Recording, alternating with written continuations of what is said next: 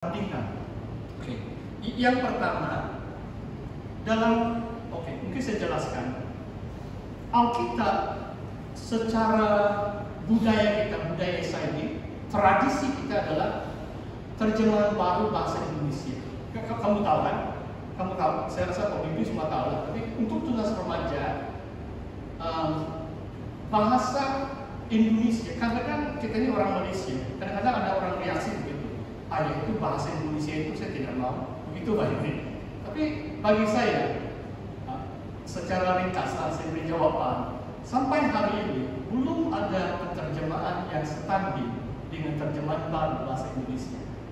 Sampai hari ini. Bagi saya bahasa Indonesia masih yang terbaik. Pasti akan jelaskan. Saya gunakan satu contoh saja. Ini doa Bapa. Sebab dilakukan oleh kumpulan ini dan konklusi ini komite terjemah yang mengundang saya untuk menyaksikan doa. Jadi memang saya kenal dengan dia, jadi dia beritahu dengan saya. Dan coba kamu lihat bagaimana mereka terjemah.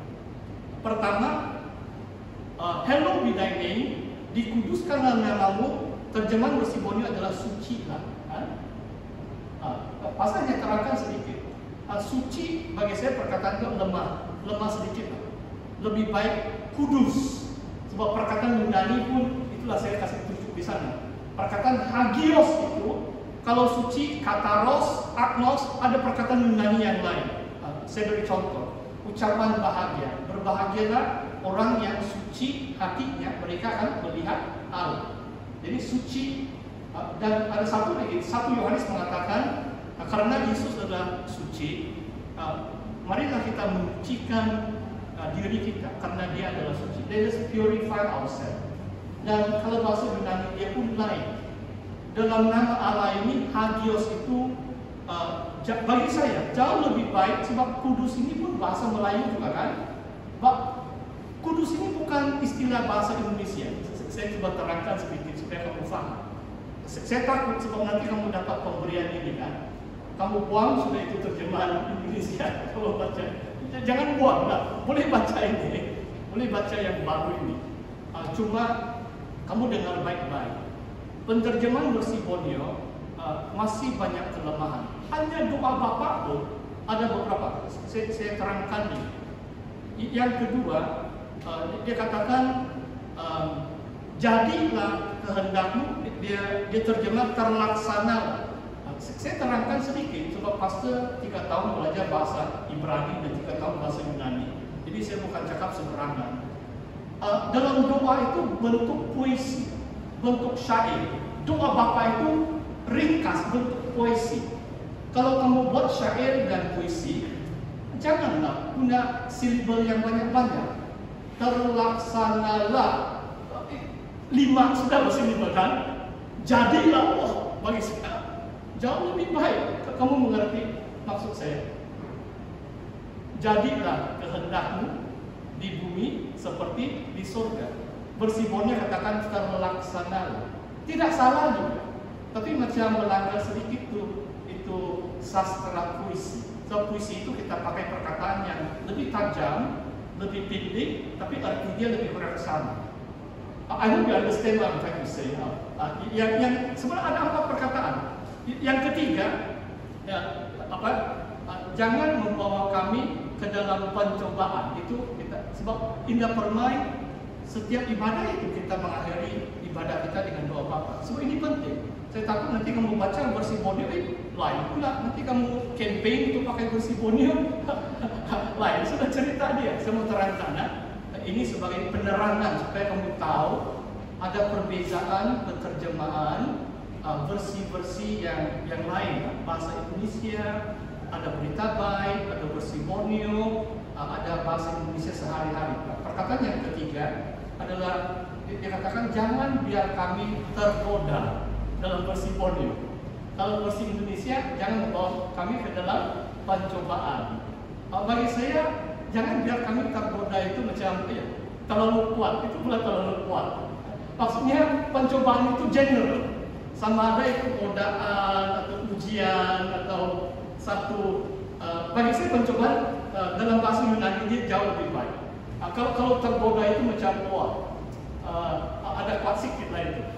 Saya harap kamu mengerti. Yang terakhir, saya mau jelaskan di doa Bapa. Perbandingan bersih Borneo dengan bahasa Indonesia. Lepaskan kami dari yang jahat. Bersih Borneo katakan selamatkan kami. Selamat. Dia gunakan perkataan selamat. Kenapa saya tidak mau pakai selamat? Sebab dalam bahasa Yunani dia adalah lusa, lus, bebaskan, lepaskan itu memang tepat. Lepaskanlah kami dari yang jahat. Perkataan selamat itu penting. Soteria, keselamatan Yesus adalah juru selamat. Kadang-kadang bila pakai selamat itu ada arti teologi yang lebih kuat, lebih dalam. Saya tahu ini mungkin susah kamu mau ikut, cuma saya mau terangkan.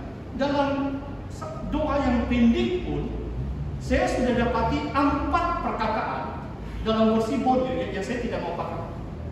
Yang mungkin jemaat sudah keliru sedikit. Itulah saya dorong saudara dan saudari, pakailah bahasa Indonesia supaya tidak ada. Sebab ini budaya kita.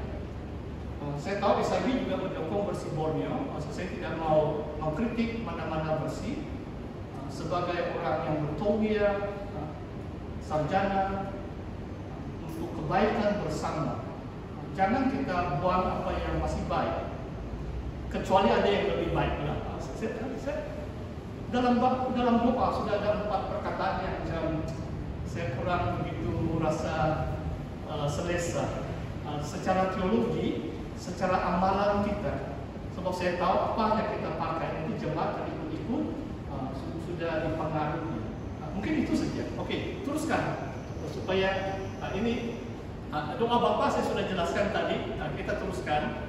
Mungkin ini yang terakhir sudah ini. Mungkin ini kamu boleh baca. Kalau tadi saya sebut tentang bahasa Ibrani itu, yang asli itu sebenarnya, saudara, kalau orang katakan Alkitab kita ini penterjemahan, memang.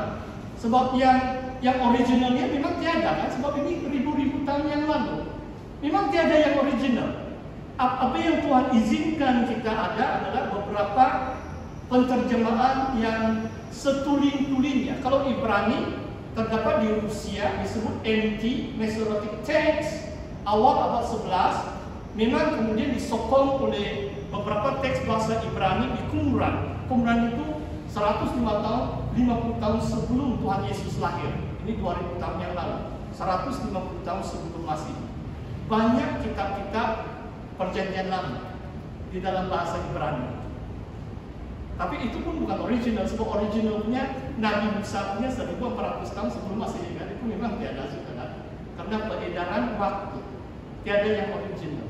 Kita sangat bersyukur bahwa salinan-salinan yang ada masih mengandungi firman Tuhan, masih cukup. God has provided for us. It is sufficient kalau dalam bahasa Inggris, memadai, mencukupi untuk kita terus beriman, terus tahu kebenaran Allah untuk melanjutkan hidup kita menanti kedatangan Tuhan Yesus kedua kalinya. Oke, mungkin ini yang betul last ini. Saya lihat jam sudah melewati jam 8. Ya, itu kamu boleh baca. Itu bersih yang terakhir kan. Ada satu slide ini. Teruskan.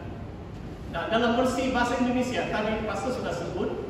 Kalau Alkitab kita secara tradisi terjemahan baru bahasa Indonesia memang bukan sempurna, tetapi masih yang terbaik. Kalau saya banding dengan Berita Baik itu edisi tahun 95 pun banyak juga kelainan dia.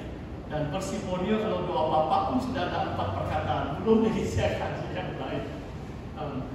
Mungkin saya beri contoh satu lagi lah. Sebab itulah saya pernah cerita sedikit dengan pengurusi komite yang jemput saya mendengar itu lagu doa Bapa. Dalam Yesaya 45 ayat 1, yang perkataan itu Raja Koresi itu disebut sebagai yang diurapi, Jadi bahasa Indonesia itu yang diurapi, anointed one, Mashiach dalam bahasa Ibrani. Dalam bahasa Yunani dia pun Kristus, diurapi. Tapi Bersih Borneo mengatakan dilantik. Wah, saya terkejut bila saya baca terjemahan dilantik. Dilantik itu biasa-biasa saja. Saya boleh lantik Esther, kamu susun kursi selepas ibadah. Itu saya ingat benar. Itu latih. Tapi saya tidak boleh mengurapi dia. Tuhan saudara, kamu paham maksud saya? Urapan anointed itu dari Allah, dari Tuhan. Jangan terjemah perkataan manusia ataupun Kristus dilatih. Kita semua paham urapi, Tuhan yang mengurapi. Dan itulah bagi saya masih jadi khotbah dari bahasa Indonesia. Memang saya petik dari versi yang lain. Mungkin demikian, sebab ini berkenaan dengan Alkitab, dan saya harap tidak lari dari tajuk. Ini semua banyak, sebenarnya banyak. Selebih itu kamu boleh baca ini. Mungkin yang terakhir yang saya mau kesimpulan daripada ceramah ini, bagian kedua seperti esai. Sebenarnya saudara, kalau kita memahami Alkitab pun sebenarnya tidak berguna bagi kita kalau kita tidak ada hati untuk mentaati. Dan semua itu adalah karya Roh Kudus. Sebenarnya hanya Roh Kudus yang dapat memberi kita pengertian. Kalau kita tidak hidup atau rasa kehadiran Roh Kudus, Alkitab ini tidak bermakna. It is a dead book. Itu macam buku biasa. Hanya Roh Kudus yang menghidupkan perkataan-perkataan ini menjadi perkataan Allah, firman Allah. Saudara paham maksud saya? Itulah sebabnya saudara, waktu saya lahir kembali, saya terima Roh Kudus, baru saya ingat dahulu kala nama juga Kristen, lahir keluarga Kristen, tapi tidak baca Alkitab. Saya bukan katakan saudara di sini kan, itu pengalaman pastor waktu remaja. Saya ingin sembahyang juga, tapi saya tidak pernah baca Alkitab. Baca pun mungkin 1-2 ayat Mazmur 23 dan lain-lain Mazmur. Cuma saya tidak menghayati. Saya tidak menggemari. Kenapa? Sebab saya belum menerima Roh Kudus. Roh Kudus yang memberi kita pengertian. Roh Kudus yang betul menghidupkan firman ini untuk kita. Dan juga memampukan kita untuk mentaati. Bagi saya bila saya lahir kembali, saya rindu membaca, bukan saya rindu membaca, sebab pengetahuan banyak itu tidak guna. Kita mau mengenal Tuhan dan mentaati Tuhan. Saya rindu, saya lihat, ini perintah Tuhan saya buat.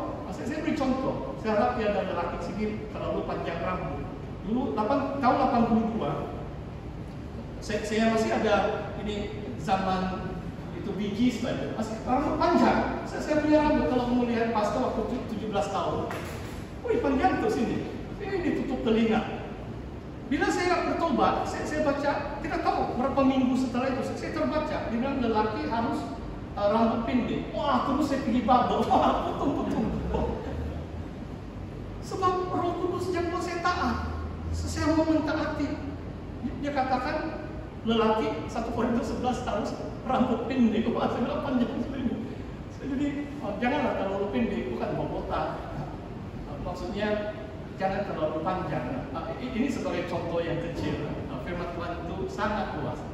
Oke, jadi sampai di sini apa yang saya mau kongsikan dengan kita tentang Alkitab dalam 10 menit yang terakhir adalah soal jawab. Oke, kamu bertanya, boleh kan?